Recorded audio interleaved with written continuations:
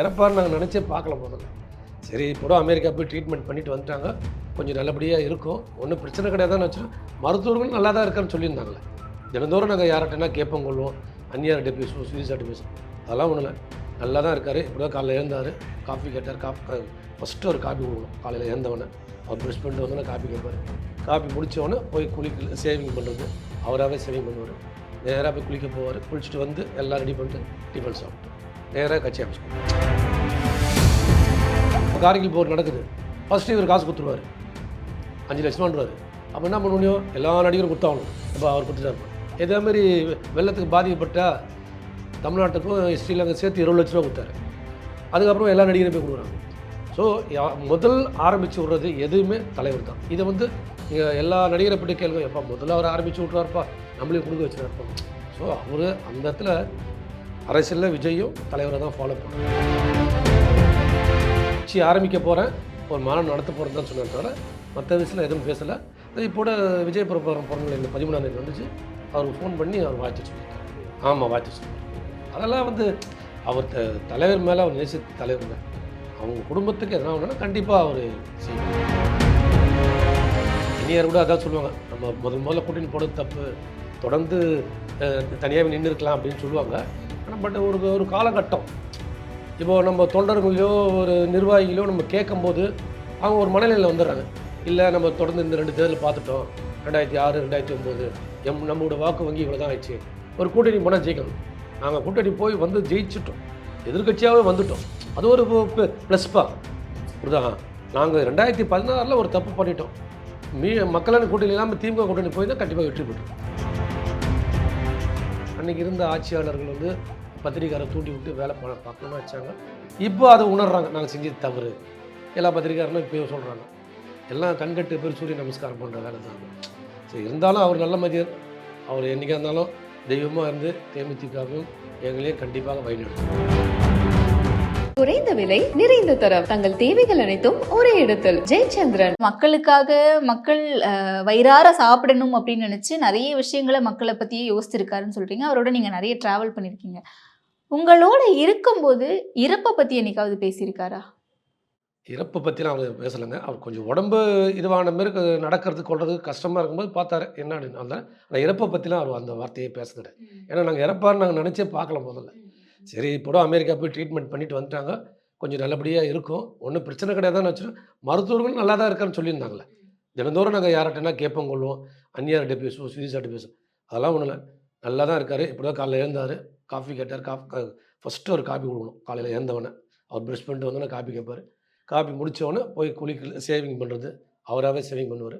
நேராக போய் குளிக்க போவார், குளிச்சுட்டு வந்து எல்லாம் ரெடி பண்ணிட்டு டிஃபன் சாப்பிட்டு நேராக கட்சி ஆஃபீஸ்க்கு வருவார். ஸோ அப்படி தான் இருந்தார் தவிர அவர் இறப்பை பற்றிலாம் அவர் கவலையப்பட்டது கிடையாது. ஸோ இன்னைக்கு அவருடைய இடம் அப்படிங்கிறது வெற்றிடமா இருக்கு. ஸோ அரசியல் தளத்தில் அவருடைய இடத்தை நிரப்புறதுக்காக யாராவது வரதுக்கான வாய்ப்புகள் இருக்கா? இல்லை, அவருடைய தலைவருடைய இடத்தை நிரப்புறதுக்கு தலைவர் தான் வரணும். அவருடைய வாரிசா கண்டிப்பாக விஜய் பிரபாகரன் அந்த இடத்துல வருவாருங்க. தேமுதிக கண்டிப்பாக வருவார். இப்போ நடந்த விருதுநகர் தேர்தலோ பாராளுமன்ற தேர்தலோடு அவர் வெற்றி பெற்றார். வேணும்னு மாற்றப்பட்டது. எப்படி 2009 சிவகங்கை தொகுதியில் சிதம்பரத்தை மாற்றி ராஜகண்ணப்பன் தோத்தாருன்னு சொன்னாங்களே, அதே போல் இங்கே விஜய் பிரபாகரன் வெற்றி பெற்றது மாற்றி அறிவித்தாங்க, அவ்வளோதான். ஆமாம்.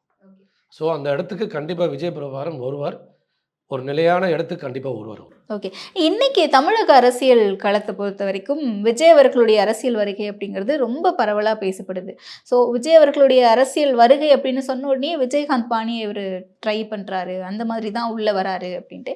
அண்ட் விஜய்க்கு இன்னைக்கு எந்த அளவுக்கு மாஸ் ஆடியன்ஸ் இருக்காங்களோ இதெல்லாம் வந்து முன்னாடியே விஜயகாந்த் காலத்திலேயே நாங்கள் பார்த்துட்டோம் அப்படின்றாங்க. ஸோ உங்களுடைய பார்வை என்ன சரி? உண்மையிலே சொல்கிறேங்க, இப்போ ஒரு மாநாடு நடத்திருக்காரு, கூட்டம் வந்திருக்கு, நான் இல்லைன்னு சொல்ல மாட்டேன், தப்பு கிடையாது. ஏன்னா இன்றைக்கி அவர் ஒரு உச்ச நடிகர்.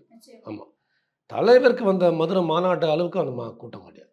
அதெல்லாம் வந்து நீ இன்றைக்கி போய் யூடியூப்பில் எடுத்து செக் பண்ணி பாருங்கள். இவங்களுக்கு 2 இடம், எங்களுக்கு 5 இடம், வெளியே ஸ்க்ரீன் போட்டோம், அப்படியே உக்காந்தாங்க, எல்இடி பெரிய ஸ்க்ரீனு, அதே அந்த சைடு. அதேமாதிரி எனக்கு அன்றைக்கி காலையில் நாங்கள் சாப்பாடு எத்தனை பேர் வந்திருப்பாங்க ஒரு தோராயமாக சொல்ல முடியும்? நீங்கள் கேளுங்க. அன்றைக்கி இருந்த என்டிடிவி என்னுடைய ரிலேஷனுடைய பையன் அங்கே ஒர்க் பண்ணால், நான் அவர்கிட்ட சொன்னால் அவங்க வந்து அவங்க கணிப்பில் 28 லட்சம் பேர் கொடுத்துருக்காங்க. 28 லட்சம் அன்றைக்கி கொடுத்தாங்க. NDTVயில் சொன்னது இது. ஸோ அது மாநாடு மாநாடு. ஆனால் இப்போ விஜய் சார் வந்திருக்காரு. நாங்கள் அவரை பற்றி நம்ம தப்பாக சொல்லக்கூடாது. இது ஃபஸ்ட்டு, அதான் புதுசு, புரியுதுங்களா? ஒரு மீடியாலாம் பேச செய்வாங்க. ஏன்னா இப்போ புதுசாக வராரு, அவர் என்ன செய்கிறார் ஏன் நல்லா செய்வாங்க. ஒரு தேர்தல் முடிஞ்சு அது முடியல ஃபெயிலியர் ஆயிடுச்சுன்னா அப்படியே கசக்கி பிரிஞ்சு போட்டுருவாங்க. ஆமாம், அவரும் உஷாராக இருக்கணும். நல்லா தான், தப்பு கிடையாது. இன்றைக்கி சினிமாவில் வந்து தலைவரை ஃபாலோ பண்ணாத நடிகர் யாருமே கிடையாது. எல்லாருமே, எல்லா நடிகருமே வந்து சொல்கிறேன், அது ரஜினிகாந்தாக இருக்கட்டும், கமலஹாசன் ஆகட்டும், ஏதாவது ஒரு விதத்தில் இவரை ஃபாலோ பண்ணி தான் ஆகணும். ஒன்றில் இப்போ கார்கில் போர் நடக்குது, ஃபஸ்ட்டு இவர் காசு கொடுத்துருவார், 5 லட்சமான்றாரு. அப்போ என்ன பண்ண முடியும்? எல்லா நடிகரும் கொடுத்தாகணும். இப்போ அவர் கொடுத்துட்டா இருப்பாங்க. இதேமாதிரி வெள்ளத்துக்கு பாதிக்கப்பட்டால் தமிழ்நாட்டுக்கும் ஸ்ரீலங்கா சேர்த்து 20 லட்ச ரூபா கொடுத்தாரு. அதுக்கப்புறம் எல்லா நடிகரும் போய் கொடுக்குறாங்க. ஸோ முதல் ஆரம்பித்து விட்றது எதுவுமே தலைவர் தான். இதை வந்து நீங்கள் எல்லா நடிகரை பற்றி கேளுங்க, எப்போ முதல்ல அவர் ஆரம்பித்து விட்ருவார்ப்பா, நம்மளையும் கொடுக்க வச்சுருப்பான்னு. ஸோ அவர் அந்த இடத்துல அரசியலில் விஜயும் தலைவரை தான் ஃபாலோ பண்ணுறாரு. ஏன்னா அது காரணம் நான் இன்றைக்கும் சொல்லுவேன். ஆரம்ப காலகட்டத்தில் அவர் வந்து கேப்னுடைய ஆஸ்தான டைரக்டர் யாருன்னு பார்த்தீங்கன்னா எஸ்.ஏ. சந்திரசேகர் தான். ஆமாம், அவர் பல படம் 16 படம் 17 படம் பண்ணியிருக்காரு. அதில் சிறுவயது கதாபாத்திரத்தில் விஜய் நடிச்சிருக்காரு. உதாரணத்துக்கு வசந்தராகத்தில் நடிச்சிருக்காரு, சாட்சியில் நடிச்சிருக்காரு, நீதியின் மறுபக்கம், இப்படி ஒரு 5-6 படத்தில் அவர் நடிச்சிருக்காரு. ஸோ அவருடைய என்ன ஆவேசம் இருக்குமோ அதே சின்ன கதாபாத்திரத்தில் அவர் நடிச்சிருக்காரு. ஸோ தலைவர் வந்து அவர் ஃபாலோ பண்ணுறதுல அதிகமாக ஃபாலோ பண்ணுவார். ஓகே. ஸோ வீட்டுக்கெலாம் வந்துட்டு போயிருந்தார் கோட் திரைப்படத்துக்கு முன்னாடி. இல்லை நம்ம வந்து கோட் திரைப்படத்துலையும் பார்த்துருந்தோம். ஸோ கைடன்ஸ் ஏதாவது கேட்டாரா பொலிட்டிக்கல் ரிலேட்டடாக மேம் கிட்ட? இல்லை, அந்த மாரிலாம் கட்சி ஆரம்பிக்க போகிறேன், ஒரு மாநாடு நடத்த போகிறேன் தான் சொன்னேன் தவிர மற்ற விஷயத்தில் எதுவும் பேசலை. இப்போட விஜய் பிரபாகரன் பிறந்ததில்ல இந்த 13ஆம் தேதி வந்துச்சு, அவருக்கு ஃபோன் பண்ணி அவர் வாழ்த்து சொல்லியிருக்காரு. ஆமாம், வாழ்த்து சொன்னார். அதெல்லாம் வந்து அவர் தலைவர் மேலே அவர் நேசித்த தலைவருங்க. அவங்க குடும்பத்துக்கு எதனா ஒன்றுனா கண்டிப்பாக அவர் செய்வார். அப்படிப்பட்ட நல்ல மனுஷன் தான். ஓகே. ஸோ கொள்கை அறிவிச்சிருந்தார் விஜய் அவர்கள் அந்த மாநாட்டில். கொள்கை பிடிப்பு எந்த அளவுக்கு இருக்குன்னு நினைக்கிறீங்க தேமுதிகவோட கம்பேர் பண்ணும்போது விஜய்க்கு? தேமுதிகவோட கொள்கை வர அவருடைய கொள்கையை இப்போ தனியாக அறிவிச்சிருக்காரு. நீ எல்லாம் பார்த்தீங்கன்னா இப்போது திமுக அதிமுக கொள்ள இது கொள்கைன்றாங்க. என்ன கொள்கையை ஃபாலோ பண்ணுறோம்? சும்மா எல்லாமே ஏமாத்துற வேலை தான் அங்கே நடந்துருக்குது தவிர நியாயமானது தலைவர் சொன்னார். லஞ்சமும் ஊழலும் ஒழிப்பேன் என்னுடைய கொள்கைன்னாரு. அது ஆட்சிக்கு வந்து ஒழிச்சிடும். அதே தான் விஜய் அவர்களும் சொல்லியிருக்காரு. அதுதான் தலைவர் ஃபாலோ பண்ணுறான்னு சொல்கிறேன். அதுதான் கேட்குறேன். அவரும் ஆட்சிக்கு வந்து அதை ஒழிக்கிட்டோம், நல்ல விஷயம். அதே மாதிரி உண்ண உணவு உடுத்த உடை இருக்க இடம் மக்களுக்கு கிடைக்கணும்னாரு. இது 2 கான்செப்ட் மெயின். அந்த 2 கான்செப்ட்டுக்கு மக்களுக்கு கொடுத்தாவே போதும், நாடு நல்லா இருக்கும். Okay okay. ஸோ அந்த கான்செப்டில் தான் விஜய் இப்போ போயிட்டுருக்காரு. கண்டிப்பாக அதே தான் ஃபாலோ பண்ணியிருக்காரு. ஓகே. ஒருவேளை அரசியல் ரீதியாக விஜய் அவர்கள் செய்கிற தவறு ஏதாவது வெளிப்படுது, இல்லை ஏதோ ஒரு வகையில் ஒரு மிஸ்டேக் பண்ணுறாரு அப்படின்னா அதை சுட்டி காட்டுறதுக்கு ரெடியாக இருக்காங்களா தேமுதிகவும் பொதுச் செயலாளரும்? அது ஒன்றும் தப்பு இல்லைங்க.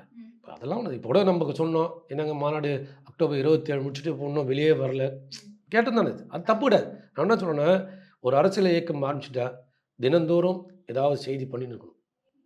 இப்போ அவர் அப்படியே கேப் விடுறாரு, வெளியே வர்றதுக்கு வேலை வர மாட்டேன். காரணம் என்னன்னாக்கா க்ரௌடு கூட்டிடும் கொள்ளுன்னு. நான் என்ன சொல்கிறேன், நீங்கள் ப்ரெஸ் பீப்பில் உங்கள் இடத்துல கூட்டி வச்சு பண்ணுங்கள். இப்போ அறிவாலயத்தில் கூட்டிட்டு பண்ணலையா, அதிமுக ஆஃபீஸில் பண்ணலையா, இது இப்போ நம்ம தேமுதிக ஆஃபீஸில் பண்ணலையா, அந்த மாதிரி கூப்பிட்டு ஏதாவது ப்ரெஸ் மீட் கொடுங்க. அப்படி கொடுத்துருந்தா உங்களுக்கு விமர்சனம் வராது, இல்லைன்னா விமர்சனம் வரும். அதுதான் அவரோட. Okay okay. ஸோ அது எப்படி விஜய் அவர்கள் ஹேண்டில் பண்ணணும்னு நினைக்கிறீங்க நீங்கள்? பொதுவாகவே அரசியல் களத்தை இல்லை அவரை நோக்கி வைக்கக்கூடிய அந்த விமர்சனங்களை இது எல்லாத்தையுமே எப்படி அவர் ஹேண்டில் பண்ண கரெக்டாக? விமர்சனன்றது ஒரு பெரிய விமர்சனம் இல்லைங்க. இப்போனா அவர் வெளியே வரலன்ற ஒரு விமர்சனம் தான், அவர் ஒன்றும் கிடையாது. ஆனால் பட்டு அவர் மக்களுடைய பிரச்சனை கையில் எடுக்கணும், புரியுதுங்களா? அதில் கையில் எடுத்தால் தான் ஒரு சக்ஸஸ் ஆகும். சும்மா நம்ம அறிக்கையிலே கொடுத்துட்டு இருந்தால் சக்ஸஸ் ஆகலாம் கிடையாது. எதனா ஒரு பிரச்சனைனா நம்ம வந்து போராடணும். இப்போ பார்த்தீங்கன்னா இந்த தமிழ்நாட்டில் சொத்து வரி அதிகமாக போட்டிருக்காங்க, அதை கையில் எடுத்து அவர் போராடணும் எங்கன்னா. அதேமாதிரி மின்சார கட்டணம், தேர்தல் வாக்குறுதியிலே திமுக தேர்தல் வாக்குறுதியிலே கொடுத்துருக்காங்க, மாதத்துக்கு ஒரு முறை நான் கணக்கு எடுப்பேன்னு. இன்னும் எடுக்கல, 3 வருஷம் ஆயிடுச்சு. அதுக்கு அதை பேஸ் பண்ணி ஒரு போராட்டம் பண்ணணும். நம்ம ஏதோ மைக்கில் பேசினே இருக்கோம்னா அது எடுபடாது. போராட்டத்தில் களத்தில் வந்தால் தான் ஒரு கட்சிக்கு சக்ஸஸ் ஆகும். ஓகே. தமிழ்நாடு அரசியலை பற்றி பேசியாகணும்னு நினைக்கிறேன். இப்போ நீங்கள் வந்து அதிமுகவோட கூட்டணியில் இருக்கீங்க, தேமுதிக 2026 இப்படியே தான் தொடர்றதுக்கான வாய்ப்புகள் இருக்குது. ஏன்னா விஜய் அவர்களுடைய கூட்டணி யாரோட இருக்கும் அப்படின்றதுக்காக தான் அதிமுக ரொம்ப ஸ்ட்ராங்காக பார்த்துட்ருக்காங்களோ அப்படின்ற சலசலப்புகள்லாம் போயிட்டுருக்கு. உங்களுடைய பார்வை என்ன சார் இதில்? நாங்கள் வந்து தொடர்ந்து இன்றைக்கி எங்கே வந்தாலும் போனாலும் சொல்கிறது அதிமுக கூட்டணி தான். 26லும் நாங்கள் அதிமுக கூட்டணியில் இருப்போம். எங்களுடைய கருத்தை நாங்கள் சொல்லிட்டோம். இப்போது விஜய் சார் அதில் வராரா வரலையான்னு நமக்கு தெரியாது. ஏன்னா அவர் இப்போ தான் கட்சி ஆரம்பிச்சுக்கிறார். அவருடைய தொண்டர்கள்லாம் இவர் முதலமைச்சர் ஆகணும்னு நினைப்பாங்க. ஸோ இப்போ அதிமுகவோட கூட்டணி வந்து அவர் எப்படி முதலமைச்சர் ஆக முடியும்? ஆக முடியாதுல்ல.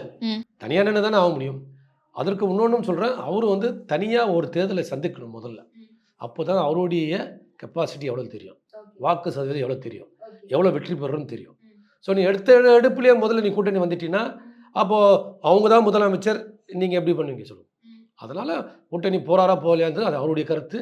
முதல் தேர்தல் அவர் தனிப்பட்ட முறையில் தனியாக சந்தித்தாருனா தான் அவருடைய வாக்கு வங்கி எவ்வளோன்னு தெரியும். ஓகே, பட் நீங்கள் இது எப்படி சொல்கிறீங்க? வெளியே இது என்னவா பேசப்படுது அப்படின்னா, தனியாக தான் விஜய் அவர்கள் சந்திக்கணும். ஒருவேளை அதிமுகவோட கூட்டணி போகிறாரு அப்படின்னா, இதுக்கு முன்னாடி விஜயகாந்த் அவர்களுக்கு என்ன நிலை ஏற்பட்டுச்சோ அரசியல் களத்தில், அதே நிலை தான் விஜய்க்கும். இப்போ இன்னைக்கு தேமுதிக மறைஞ்ச மாதிரி தாவேகாவும் மறைஞ்சு போகும் அப்படின்னா, இப்போ என்னுடைய அந்நியர் கூட அதான் சொல்லுவாங்க, நம்ம முதல்ல கூட்டணி போடுறது தப்பு, தொடர்ந்து தனியாகவே நின்று இருக்கலாம் அப்படின்னு சொல்லுவாங்க.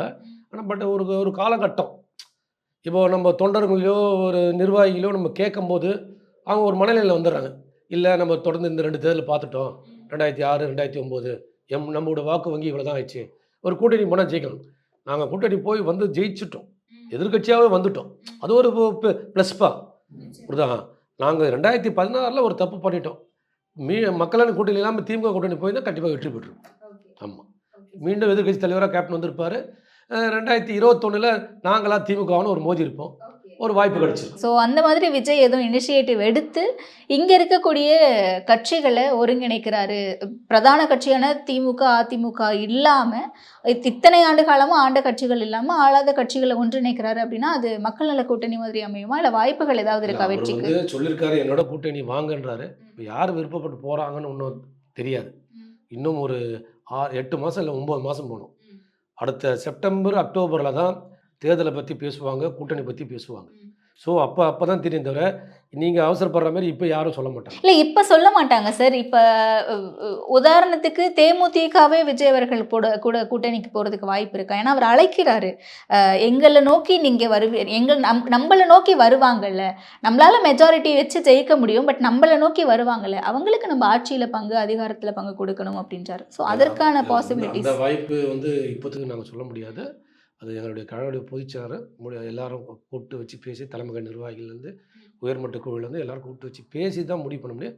இப்போத்துக்கு அந்த வாய்ப்புக்கு மிக மிக கடினம் தான். அதில் வாய்ப்பு இருக்குது கஷ்டம்.